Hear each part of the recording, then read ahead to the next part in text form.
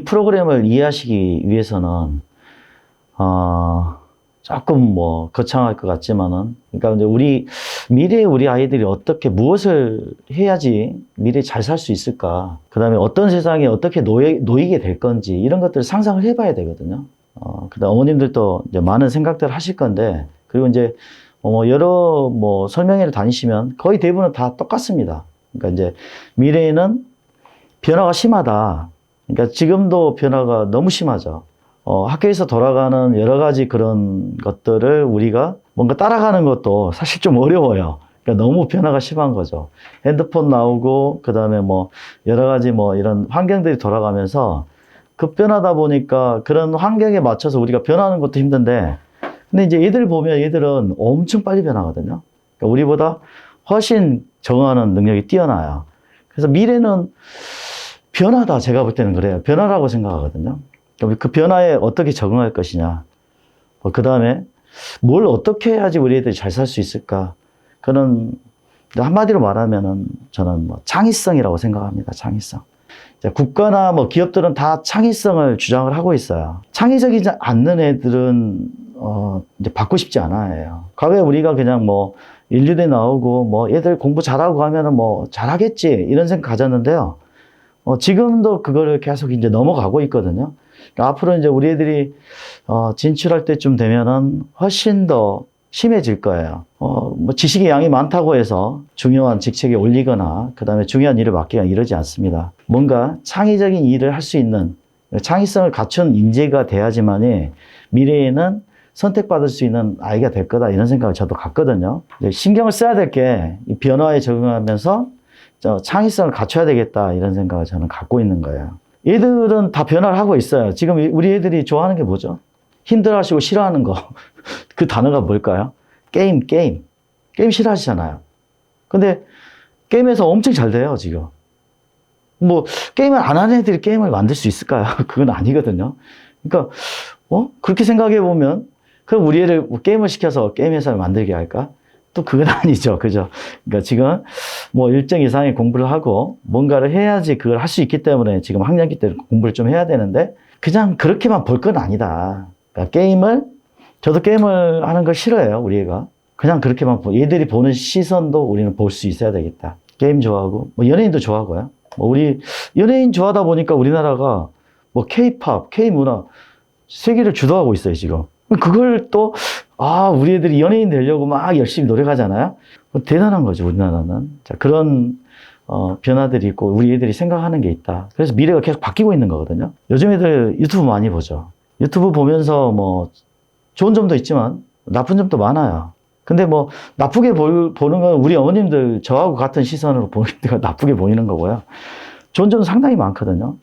유튜브를 보고 얘들이 이제 유튜버를 꿈꾸고 막 그래요. 그러니까 미래에 막 1순위 지금 유튜버 막 그래요. 먹방을 찍는다거나 그러면은 뭐 우리 어머님이 볼 때는 그러면 안 돼 막 이러겠지만은 과도기라고 보면 돼요. 제가 볼 때는 뭐 다른 자기만의 뭔가 창의적인 걸 만들어서 유튜브 할 수도 있죠. 네, 그렇게 해서 뭔가 깔려 있는 그런 시스템. 그러니까 제가 과거에는 뭐 어떤 걸 알리기 위해서는 모든 거를 다 자기가 스스로 만들었어야 돼요. 그러니까 제가 과거에 출판을 했는데, 그때는 전국의 지사를 다 세팅을 했어요. 그러니까 뭐 53개 지사를 세팅하면 전국에 다 다녀야 돼요. 그리고 지사를 세팅하고 다 책을 공급하면서 깔아야 돼요. 근데 지금은 세상이 너무 바뀌어버린 거죠. 유튜브를 통해서 전 세계에 알리는 것도 순식간에 알려집니다. 만지고 놀고 이런 것들을 그냥 단순히 애들이 놀고 있다 이렇게 생각할 게 아니라 미래를 대비하고 있구나, 이런 생각을 저희는 좀 가져야 되지 않나, 이런 생각을 해요. 그러니까 오늘 이제 집에 가시면 적당하게 허용은 좀 해주셔도 된다. 그러니까 무조건 막아서 될 일은 아니다, 이거는. 적당히 허용이 되면 애들이 그 안에서 뭔가 변화를 일으킬 거예요. 자기가 그 때를 놓쳐서 뭔가 공부를 해야 되고 뭔가 준비를 해야 되는 그런 게 부족해지면 안 되겠죠.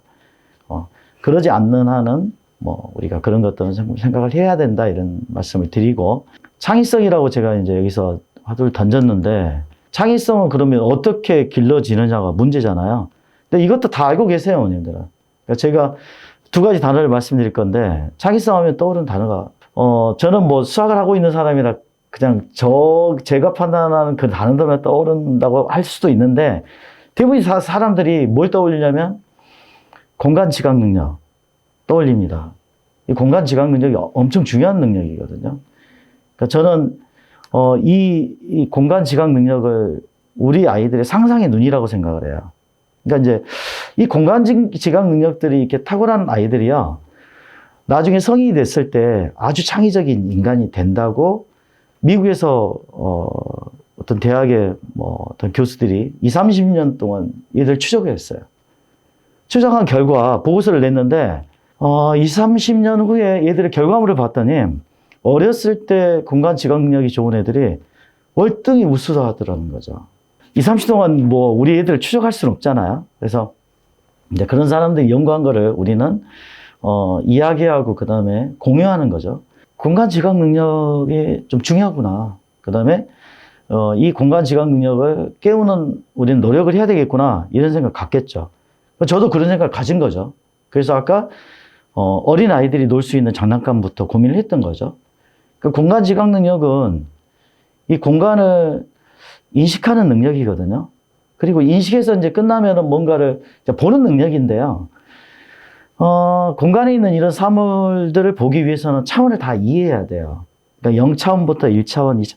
제가 그래서 뭐 체험사고를 설명해야 할 때 계속 뭐 차원에 대한 얘기를 계속 했을 거예요. 그리고 차원을 가르고 모으면서 뭔가를 느껴야 된다고 제가 계속 얘기를 했거든요. 공간 지각 능력의 첫 번째입니다. 그러니까 뭔가 공간을 인식할 수 있는 능력을 가져야 되고요.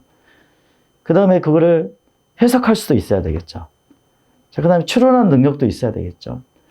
그런 이런 복합적인 능력들이 갖춰져야 공간 지각 능력이 뭐 정말 뭐 완성되지는 않겠지만 사실은 뭔가 만들어진다, 이렇게 보면 될 것 같아요.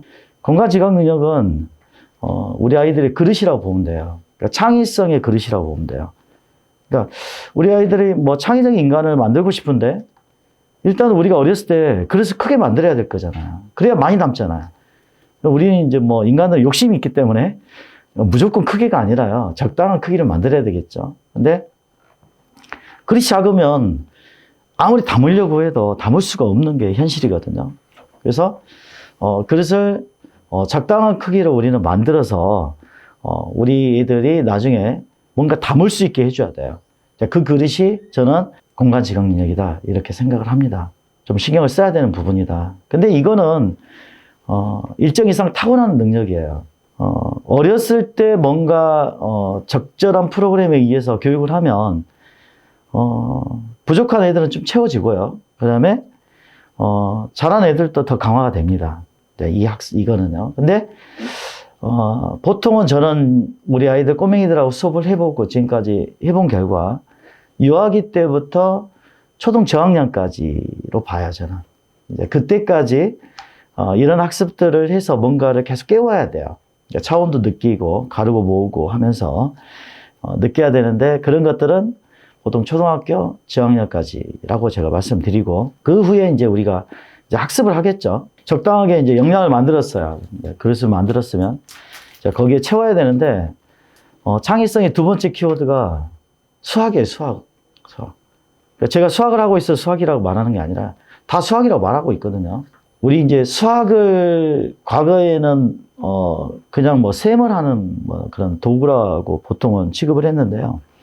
그러지 않습니다. 수학은 어마어마하게 고차원적인 능력이거든요. 수학을 할 수 있다는 거는요. 그러니까 수학은 언어예요, 언어. 우리가 사용하는 인간 대 인간을 사용하는, 제가 뭐 어머님들 계속 이렇게 말씀을 드리고 있잖아요. 이런 언어를 가지고 이제 사람끼리 소통을 하는데요.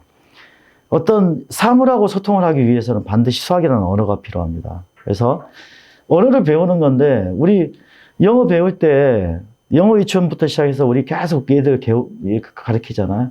단어도 외우게 하고, 책도 계속 읽게 하고, 듣게 하고, 소통하게 하고 이러잖아요. 정말 어렵잖아요. 그러니까 사람과 사람이 소통하는 언어를 우리 애들이 이해하는 것도 정말 오랜 기간 동안 노력하고 어렵게 가는데, 이 세상하고 소통하는 언어인 수학을 공부하는 게 얼마나 어렵겠습니까, 사실. 어려운 길이다, 원래 이게. 어려운 길이고, 힘든 길이지만 방법이나 그다음에 갈 수 있는 것들을 잘 고민해 보면 조금 더 쉽게 갈 수 있는 방법도 있다라고 저는 생각을 합니다. 그 대신 창의성의 그릇에 채워야 될 거는 수학이다. 저는 그렇게 생각을 하고 있고요. 이제 뭐 우리나라도 이제 사실은 이제 이런 수학에 대한 것들 강조도 많이 하고 있고, 다른 뭐 선진국들 보면 정말 강조 많이 하고 있어요. 그러니까 영국 같은 나라는 미래가 수학의 시대라고 해요. 거기는. 그래서 수학 인재 발굴하려고 그 수학 교육에 엄청나게 힘을 쓰고 있어요. 미국도 그러고 있거든요. 일본도 그래요. 수리 자본주의라고 해요. 지금 현재를. 그러니까 수학의 시대라고 해요. 여기도 국부의 원천이라고 했거든요. 수학을. 미래는 수학이 반드시 따라가야 된다. 그리고 수학이 뭔가를 만들어낼 것이다. 그 결과물이 지금 우리 눈에 보이는 AI 같은 거예요. AI는 과거에는 그냥 거기에 아주 몰입해 있는 어떤 일부의 사람들의 소유물이었어요. 그게 이제 수학을 만나면서 세상으로 이게 나오게 된 거거든요. 그 세상을 지배하기 시작해요. 그래서 뭐 AI, 뭐 메타버스 계속 나오고 있잖아요, 지금.